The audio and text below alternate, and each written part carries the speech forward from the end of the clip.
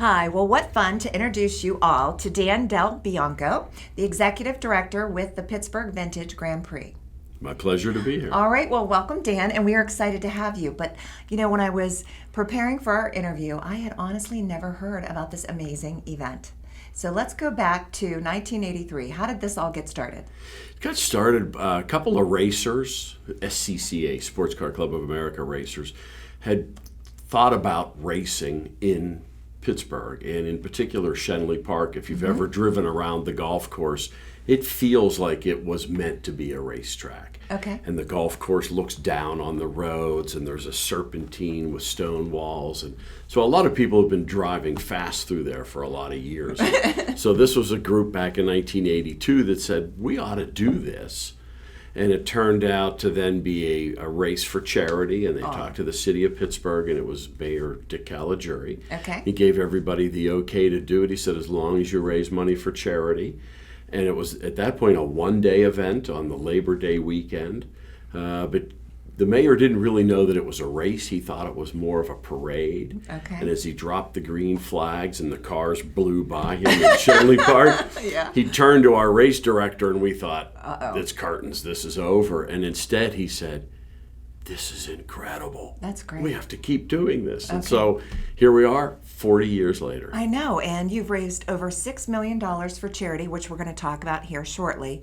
So this is now no longer a one-day event. It's 10 days. It's 10 days. And what kind of events happen over 10 days? So we've got really two race weekends that book everything in the middle. So the last weekend is the Schenley Park race weekend that we've done forever. All right. So that's July 23rd, 24th. But the previous weekend is we call it the PVGP Historics out at Pit Race over in Beaver County. Okay. And so some of the same cars race both weekends, but that first weekend, that's a dedicated track. It's a world-class facility. Wow. It used to be called Beaver Run, and now it's Pittsburgh International Race Complex. Okay. So we get muscle cars, Shelbys, GT40s, Camaros, Corvettes, cars going close to 180 miles an hour out. Do you participate?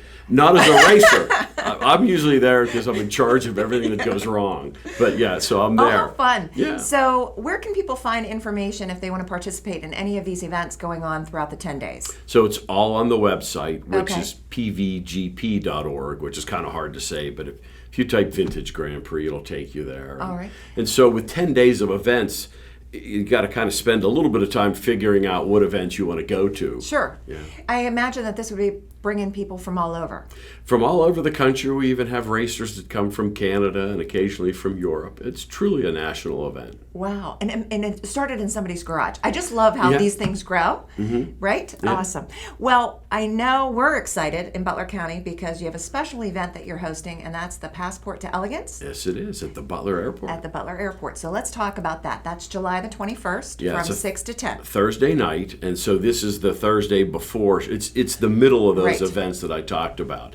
And so it's just 2 days before Schenley Park. So we bring in vintage aircraft, some military aircraft, and actually there's a lot of planes right there at Butler that we're going to be using. There's a lot of beautiful planes tucked away in some of those hangars. Okay. So we'll have vintage planes, we'll have vintage cars, and it'll be some Concours quality cars, some collector cars.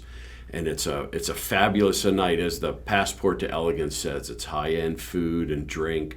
We'll have a big band, and people dress however they want to. I saw that. Yeah, it's too warm outside to do a tuxedo, so it's whatever you feel like doing, party attire. Okay, so it's like you stroll around to see all of these different airplanes and cars, etc., while you enjoy the sounds of music, hors d'oeuvres, an open bar. I did also read there was like basket raffle.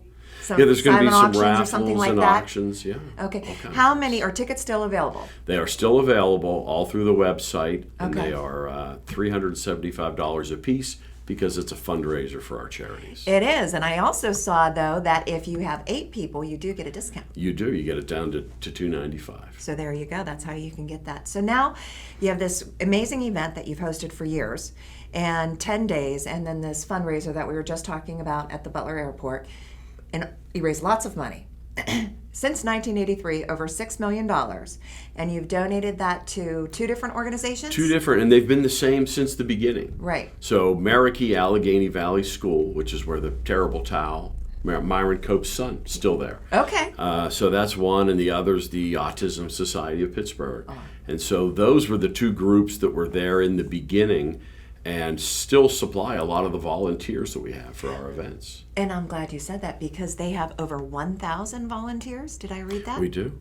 That's a lot of people. About 1,200. A lot of people love cars. They do. Right. And so a lot of volunteers are there because of cars. A lot are there because of the charities. Sure. And so we've got the best volunteers anywhere. They're so passionate. And I got to thank you because these kind of subjects are just near and dear to our hearts, my heart.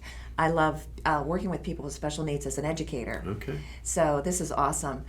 I did read that there were some projects that you just completed over the course of the year. For example, like an elevator. Did I read that? So yeah, the funds that we give to each of the charities, they earmark them for projects. Specific events. Yeah, because you need money that comes in from organizations like the Grand Prix so that they could do some capital projects. Right. The dollars that they get from the government and others for assistance are there to take care of people. So it's important for an event like the Grand Prix to supply Marikey with funding so they can put in ramps and build homes. Yeah, I saw that. Awesome. Yeah. Wonderful. Well, thank you so much for being on the Butler Buzz.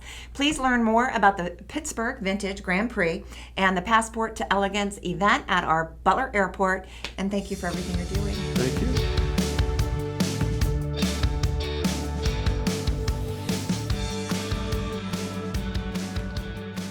Thanks for watching this episode of the Butler Buzz. If you want to see more, just click on the playlist button up here. To keep up to date with all of Armstrong Neighborhood Channel, click on the subscribe button down here. Hey, I suggest you do both. See you next time.